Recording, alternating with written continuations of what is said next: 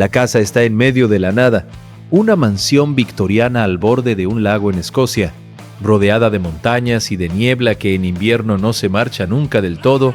Tiene 18 habitaciones. Tiene una historia que la mayoría de los vecinos de la zona prefería no contar en voz alta. Y en el verano de 1970, Jimmy Page la compró porque esa historia era exactamente lo que buscaba. Eso merece detenerse un momento. La mayoría de los músicos que pueden permitirse comprar una mansión, la compran por el espacio, por la piscina, por el estudio que van a construir en el jardín. Jimmy Page compró Boleskine House porque en esa casa, décadas antes, había vivido Aleister Crowley, el hombre que en vida se había autodenominado la Bestia, el mago más influyente del siglo XX, el hombre cuya fotografía aparecería décadas después en la portada del Sgt. Pepper de los Beatles, discretamente colocado entre otras figuras que habían cambiado el mundo de alguna manera. Y en ese mismo verano, Led Zeppelin estaba a punto de grabar el álbum que el mundo iba a conocer como Led Zeppelin IV, el álbum que contiene Stairway to Heaven, el álbum que lleva 50 años generando preguntas que nadie ha terminado de responder del todo. Hay algo en esta historia que quiero que tengas presente durante todo lo que vamos a contar. Algo que ocurrió dentro de esa mansión y dentro de ese proceso de grabación que explica por qué la música de Led Zeppelin IV suena como suena y por qué algunas de las personas que trabajaron en ese disco nunca quisieron hablar demasiado de ciertos detalles. Cuando lleguemos ahí, vas a entender por qué lo guardé para después. Pero primero necesito que entiendas quién era Jimmy Page en 1970. Y para eso tenemos que volver a empezar. Jimmy Page nació en 1944 en Heston, Middlesex. Creció en Surrey, en una familia de clase media que no tenía ninguna conexión con la música profesional. A los 12 años encontró una guitarra española en la casa donde vivían, y eso fue todo. Lo que ocurrió entre los 12 años y el momento en que se convirtió en uno de los guitarristas más importantes del mundo es una historia de trabajo, de obsesión y de una inteligencia musical que sus contemporáneos describían con una mezcla de admiración y de algo parecido al desconcierto. Page no solo aprendía canciones, las desarmaba.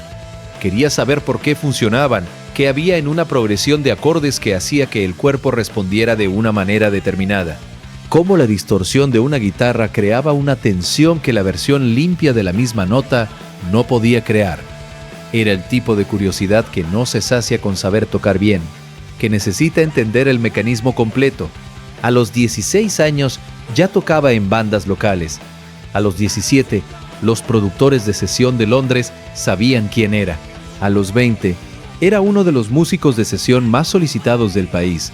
Tocó en discos de los Kings, de los Who, de Donovan, de Tom Jones, de Shirley Bassey. Tocó en cientos de discos de los que nunca aparece en los créditos porque así funcionaba el negocio de los músicos de sesión en aquella época.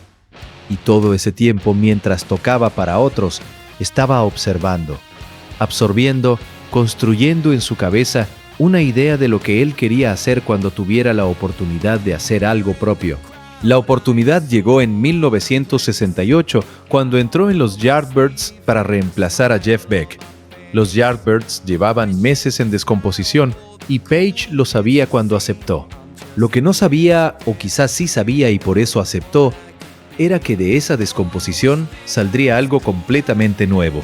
John Paul Jones, Robert Plant y John Bonham se unieron a Page en el verano de 1968. Los cuatro tocaron juntos por primera vez en un local de ensayo en Londres. Page contó años después que en ese primer ensayo, en los primeros 15 minutos, ya supo que lo que tenía delante era algo que no había existido antes, no como autoelogio, sino como observación. El sonido que salía de las 4 personas en esa sala no se parecía a ninguna otra cosa que hubiera escuchado.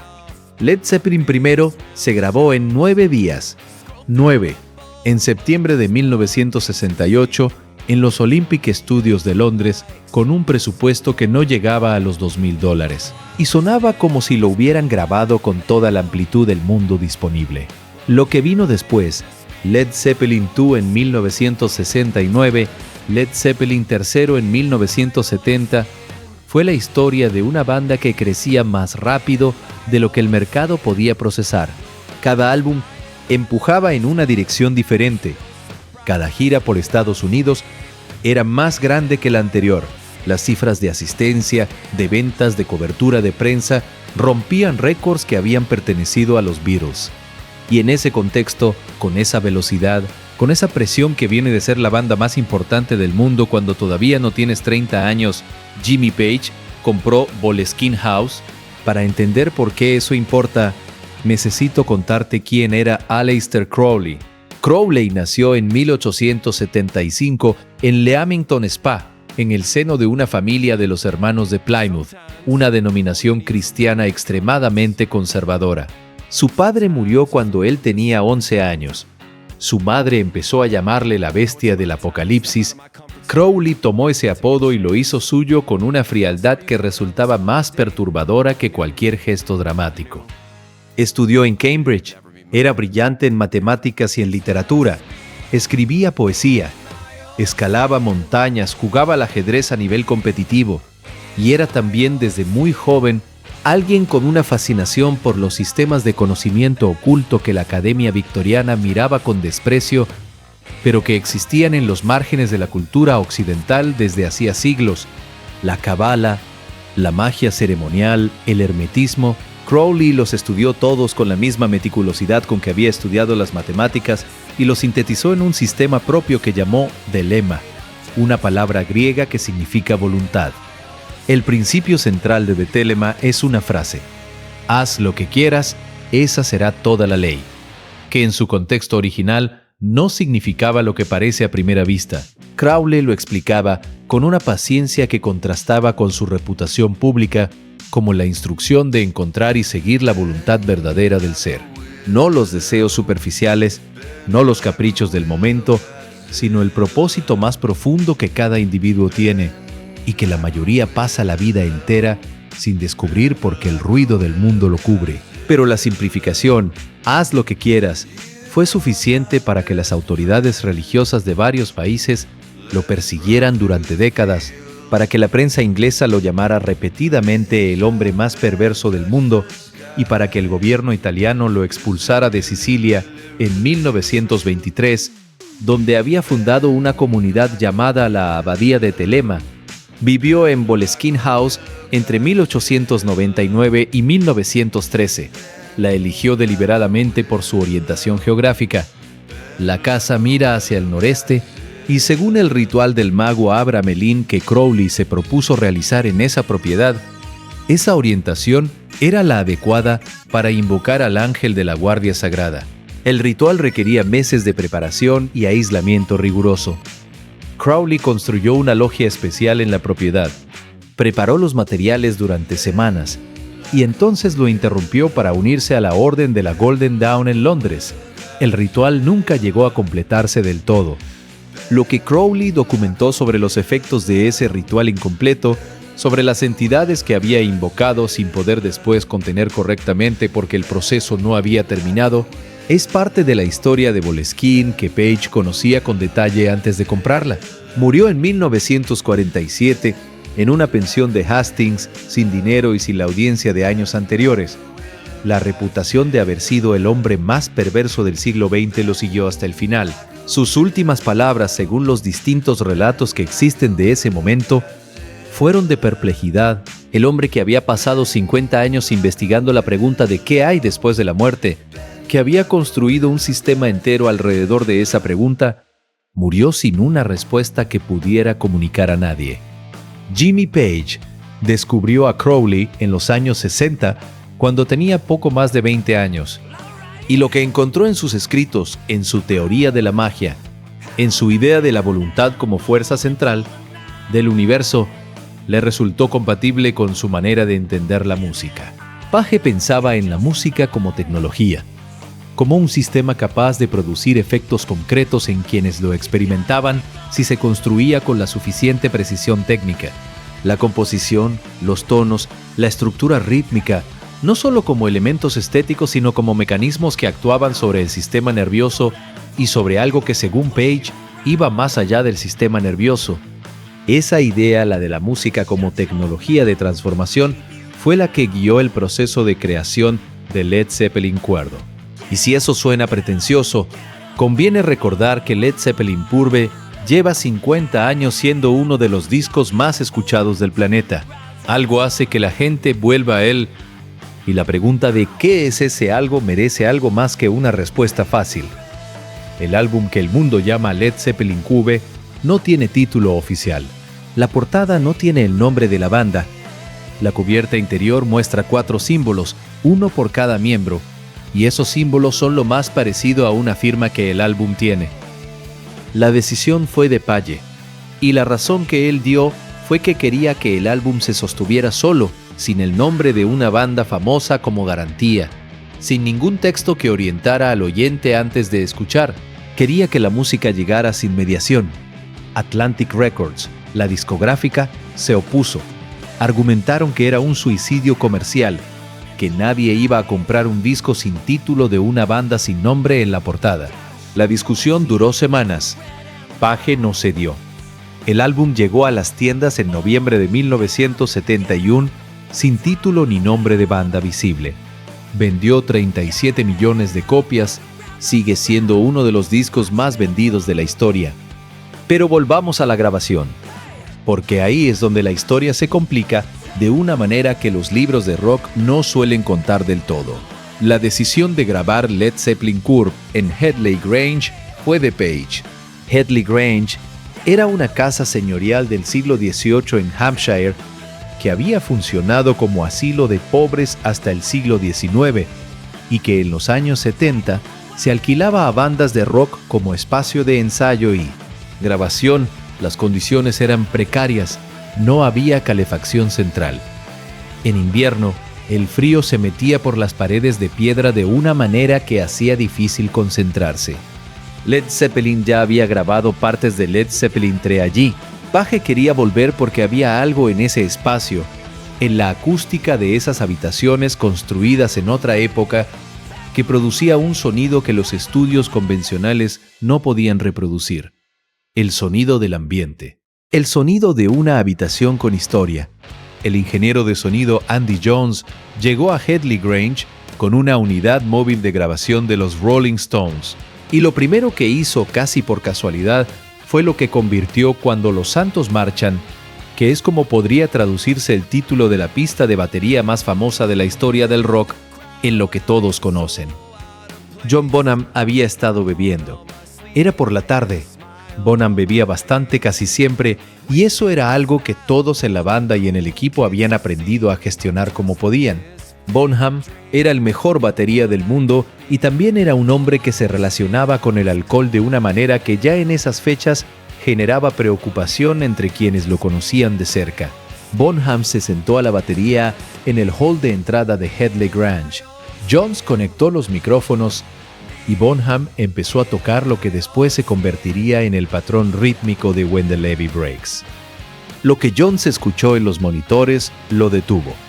El hall de Headley Grange tenía una escalera que subía 3 plantas, y el sonido de la batería de Bonham, reverberando por esas paredes de piedra, por esa caja de resonancia accidental de 3 pisos de altura, producía algo que ningún micrófono colocado de la manera convencional alrededor de la batería podía capturar. Jones subió los micrófonos al primer rellano de la escalera, y el sonido que capturaron ahí, esa mezcla de potencia directa y reverberación natural de la piedra, es el sonido que 50 años de productores han intentado replicar y que ninguno ha conseguido exactamente. Cuando The Levee Breaks tiene la batería de Bonham grabada en esa escalera, un solo hombre, una escalera de piedra de 200 años y uno de los sonidos más importantes que el rock ha producido. Page lo supo cuando lo escuchó por primera vez. Dijo que el sonido era perfecto, que no había nada que hacer salvo grabarlo. Pero volvamos a la mansión, porque ahí es donde la historia tiene capas que la versión oficial no menciona. Page había comprado Boleskine House con una claridad que no tenía nada de impulsiva. La decoró con objetos que había coleccionado durante años, primeras ediciones de los libros de Crowley, manuscritos, artefactos relacionados con la práctica de la magia ceremonial, tenía una librería especializada en ocultismo en Londres, The Equinox Bookshop, que vendía material que en otros contextos habría sido difícil de encontrar. La casa no era solo una propiedad, era un espacio de trabajo. Los rituales que Crowley había documentado en sus diarios de Boleskine eran operaciones que, según el sistema de Telema, requerían semanas de preparación y condiciones específicas. Page había estudiado ese sistema durante años y tenía la convicción de que la práctica de la magia, en el sentido en que Crowley la entendía, era compatible con su trabajo como músico, que la misma concentración, la misma atención a la estructura, la misma capacidad de sostener un estado mental durante periodos prolongados que requería la magia ceremonial era la que requería componer y grabar al nivel en que él quería operar. Robert Plant habló de esto en entrevistas a lo largo de los años con una honestidad que resulta llamativa. Plant no compartía la fascinación de Page por Crowley. En sus propias palabras se encontraba todo aquello inquietante de una manera que no terminaba de articular. Había algo en la intensidad con que Page se acercaba a ese material que Plant sentía como un territorio que prefería no pisar demasiado. John Paul Jones, el más reservado de los cuatro, simplemente evitaba el tema. En las pocas ocasiones en que periodistas le preguntaron directamente por la relación de Page con el ocultismo, Jones respondía con frases que redirigían la conversación hacia la música. John Bonham no tenía opinión formada sobre Crowley. Lo que Bonham tenía era la batería, el alcohol y una energía física que cuando estaba en el escenario hacía que la gente en la primera fila sintiera el sonido en el pecho antes de escucharlo con los oídos. Y Page tenía Boleskine House y tenía una relación con el material de Crowley que iba más allá de la colección de libros raros. Stairway to Heaven se grabó durante las sesiones de Headley Grange. Plant escribió la letra en una noche sentado delante de una chimenea mientras Page tocaba la progresión de acordes que había estado desarrollando durante meses.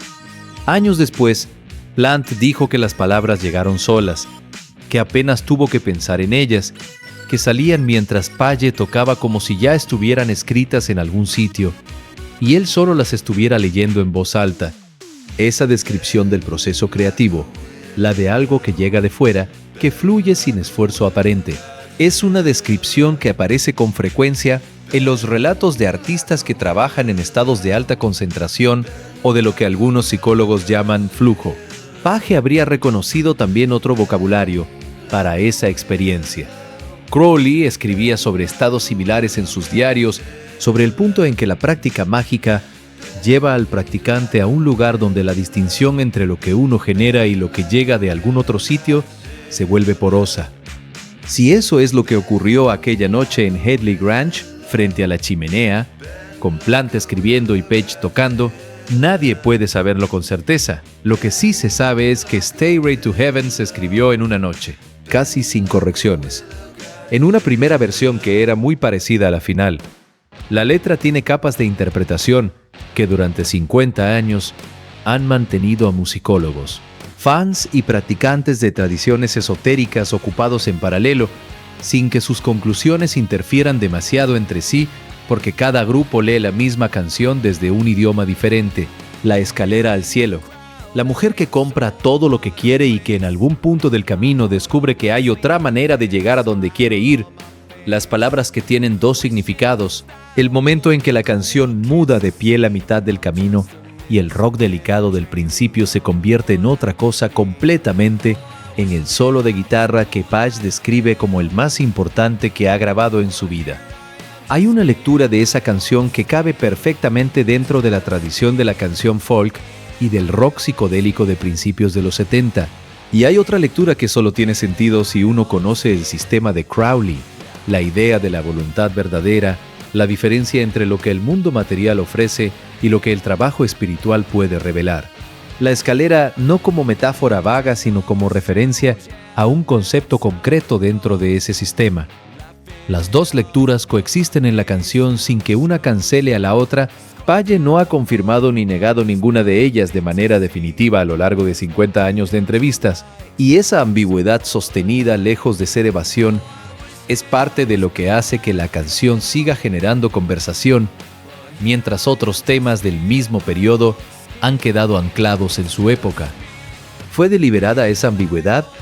La pregunta asume que el proceso de creación es suficientemente consciente como para que uno pueda meter capas de significado con precisión quirúrgica. Lo que dicen los artistas que han trabajado en ese nivel de concentración es que la distinción entre lo deliberado y lo que surge solo empieza a difuminarse cuando el trabajo va bien, que en el mejor trabajo, las dos cosas se hacen indistinguibles. Page ha sugerido algo parecido en las pocas ocasiones en que ha hablado del proceso de composición de esa canción, que había algo en ella que él también estaba descubriendo mientras la tocaba. La portada interior del álbum muestra a un anciano en la cima de una montaña en la noche sosteniendo un farol. La imagen fue diseñada por Barrington Colby y Page describió al personaje como el ermitaño, que es el nombre de uno de los arcanos mayores del tarot. El ermitaño es la carta de quien busca solo, alejado del ruido del mundo, guiado por su propia luz interior. Los 4 símbolos que aparecen como el único texto de la portada también tienen lecturas dentro de las tradiciones esotéricas. El símbolo de Page, el que diseñó él mismo, es Soso. Nadie ha confirmado de manera definitiva qué significa. Page no lo ha explicado nunca de forma directa. Los estudiosos del ocultismo han propuesto varias interpretaciones, ninguna de ellas verificada por el hombre que lo diseñó. Eso es también una elección, el silencio como parte del significado. Atlantic Records aceptó finalmente publicar el álbum sin título ni nombre de banda. La única condición que pusieron fue que el nombre de la discográfica apareciera en el disco. Page lo aceptó, y cuando el álbum llegó a las tiendas en noviembre de 1971, los empleados de las tiendas de discos no sabían muy bien cómo catalogarlo. Algunos lo pusieron en la sección de Led Zeppelin porque reconocían las caras de la foto interior. Otros lo dejaron en la sección de inclasificables hasta que alguien les aclaró de qué se trataba. En las primeras semanas, las ventas fueron más bajas de lo esperado. Atlantic se preocupó, Page no. El álbum llegó al número 1 en el Reino Unido a las pocas semanas. En Estados Unidos llegó al número 2, bloqueado por Tapestry de Carole King, y se mantuvo en el top 10 durante meses. Y siguió vendiéndose, y siguió. Y 40 años después, cuando se analizaron las cifras acumuladas, resultó que ese álbum sin título de una banda sin nombre en la portada era uno de los más vendidos de toda la historia de la música popular. Hay algo que ocurrió durante las sesiones de Headley Grange que muy poca gente conoce, y esto es lo que prometí al principio. Durante la grabación de una de las pistas del álbum, alguien del equipo técnico, cuyo nombre ha permanecido en el anonimato en todos los relatos que existen de ese periodo, describió haber sentido algo en la casa que no podía atribuir a ninguna causa física, una presión en el ambiente, una sensación de ser observado que no tenía fuente visible. Headley Grange era una casa con historia propia independientemente de cualquier cosa que Page tuviera en Boleskine. Y las casas viejas en invierno producen sonidos que de noche generan el tipo de incomodidad que la imaginación transforma en cualquier cosa. Page no dijo nada sobre eso en su momento, pero años después, en una conversación que William Burroughs recogió en una pieza que publicó en la revista Crawdaddy en 1975, Page habló de su relación con Crowley de una manera que sugería algo más que admiración intelectual. Burroughs era el único interlocutor que probablemente podía tener esa conversación con Page sin que ninguno de los dos sintiera la necesidad de poner distancia entre lo que decían y lo que querían decir.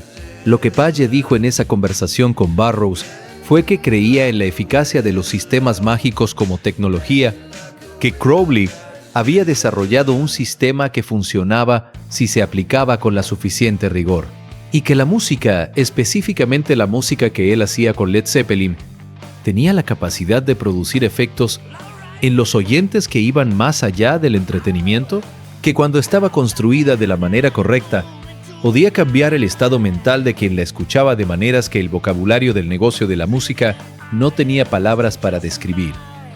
Burroughs era escritor y era también alguien con un interés profundo en los sistemas alternativos de percepción. Y lo que escribió después de esa conversación fue que Page hablaba de su trabajo con una seriedad que era difícil de desestimar. ¿Es eso verdad? La pregunta asume que hay una respuesta verificable. Y en este terreno, La verificación funciona de manera diferente al terreno de los hechos ordinarios. Lo que sí se puede verificar es esto. Stairway to Heaven ha generado en los 50 años que lleva en el mundo una cantidad de relatos de personas que describen experiencias de escucha inusuales, personas que dicen haber sentido algo al oírla por primera vez que no habían sentido con ninguna otra canción. Eso podría explicarse perfectamente por la calidad de la composición, por la habilidad de Page como guitarrista, por la voz de Plant, por el arreglo que pasa de lo delicado a lo colosal en el espacio de 8 minutos. También podría explicarse de otras maneras. Depende del vocabulario que uno esté dispuesto a usar. Las consecuencias de todo lo que estaba ocurriendo dentro de Led Zeppelin durante ese periodo de 1970 a 1971 fueron lentas en hacerse visibles y muy rápidas cuando llegaron. El éxito que siguió a Led Zeppelin IV fue el mayor que la banda había conocido. Las giras americanas de 1972 y 1973 rompieron todos los récords anteriores. Physical Graffiti, publicado en 1975, fue otro álbum doble que consolidó la posición de la banda como algo que el rock no había producido antes ni ha producido exactamente igual después. Y al mismo tiempo, la vida personal de los cuatro se iba complicando de maneras que el éxito ampliaba en lugar de resolver. Page era adicto a la heroína, no en los años de Led Zeppelin IV, donde su consumo era todavía manejable, pero sí progresivamente durante la segunda mitad de los 70. Su relación con Lori Maddox, una chica de 13 años cuando comenzó a salir con ella, es uno de los capítulos más incómodos de la historia de una banda cuyo comportamiento en las giras de los años 70 fue ampliamente documentado y muy poco cuestionado en su momento. El ambiente que rodeaba a Led Zeppelin durante esas giras, el que Peter Grant, su manager, y Richard Cole, su director de giras, gestionaban con una eficiencia que incluía mantener a la prensa lejos de lo que ocurría fuera del escenario, era el de una burbuja de impunidad que el éxito comercial sostenía. Lo que ocurría en el interior de esa burbuja pertenecía a una época en que la industria musical tenía sus propias reglas sobre lo que se hacía público y lo que no.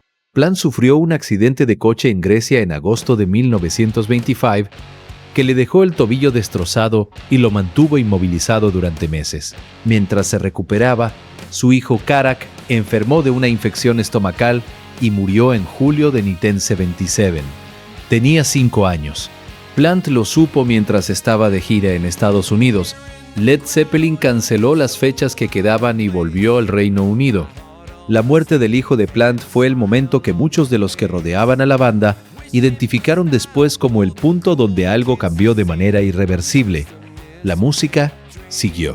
In Through the Outdoor se publicó en 1979 y tuvo éxito comercial, pero algo en la energía de la banda, algo en la forma en que los cuatro se relacionaban entre ellos y con lo que hacían, había cambiado. John Bonham murió el 25 de septiembre de 1980. Había bebido el equivalente a 40 medidas de vodka en el transcurso del día. Fue a dormir en la casa de Page, en Windsor, y no volvió a despertar. La causa fue la misma que la de Hendrix 10 años antes: aspiración del propio vómito mientras dormía, con el sistema nervioso tan deprimido por el alcohol que el cuerpo no respondió. Tenía 32 años. Led Zeppelin publicó un comunicado 11 días después de su muerte.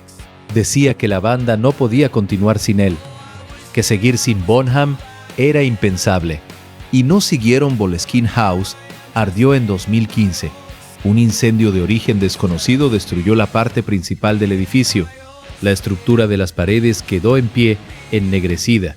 Las habitaciones donde Crowley había vivido y trabajado a principios del siglo XX, las mismas que Page había comprado y decorado con sus colecciones, quedaron reducidas a cascajo y ceniza.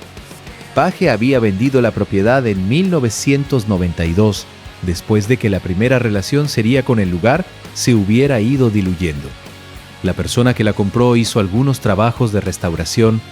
La que la compró después quería convertirla en un bed and breakfast. Y después del incendio, la Fundación Boleskine House lanzó una campaña de restauración que consiguió financiación suficiente para comenzar los trabajos. la mansión donde Crowley practicó sus rituales, la mansión que Pash compró porque esa historia le importaba, la mansión que el incendio destruyó sin que nadie supiera exactamente cómo empezó. Hay una tendencia cuando uno está dentro de esta historia a buscar patrones, a ver una línea que conecta la compra de Moleskine, la grabación de Led Zeppelin Curve, la muerte de Bonham, el incendio de 2015. Es el tipo de conexión que la mente humana construye cuando los hechos se acumulan de cierta manera. Y es también el tipo de conexión que se deshace en cuanto uno aplica el tipo de análisis que requiere evidencia verificable. Lo que sí es verificable es la música. Led Zeppelin Choir existe. Stairway to Heaven existe. El sonido de la batería de Bonham en esa escalera existe grabado en cinta magnética hace más de 50 años, tan fresco como el día en que Andy Jones subió los micrófonos al primer rellano porque lo que escuchó en los monitores lo detuvo. Y Jimmy Page sigue vivo. Tiene 80 años. Sigue siendo una de las figuras más enigmáticas de la historia del rock, lo cual, dado todo lo que hemos contado hoy, no debería resultar sorprendente. En la última entrevista extensa que concedió sobre este periodo, se le preguntó si creía que la práctica del ocultismo había influido en la música de Led Zeppelin. Page respondió que todas sus influencias estaban en la música y que quien quiera entenderlas tiene que escucharla. Esa respuesta es también una elección. La de dejar la pregunta abierta, la de permitir que la música hable de sí misma sin que el autor le ponga un manual de instrucciones encima. Stairway to Heaven dura 8 minutos y 2 segundos. En algún sitio del mundo mientras lees esto, alguien la está escuchando por primera vez. Y en algún otro sitio, alguien que la ha escuchado 1000 veces la está escuchando de nuevo y sintiendo algo que no termina de encontrarle nombre. Eso es lo que hace que la pregunta de qué había detrás de esa música dentro de esa mansión, dentro de esa mente, siga siendo una pregunta que vale la pena hacerse, aunque la respuesta completa quizás nadie la tenga todavía. Y quizás eso también sea parte del diseño.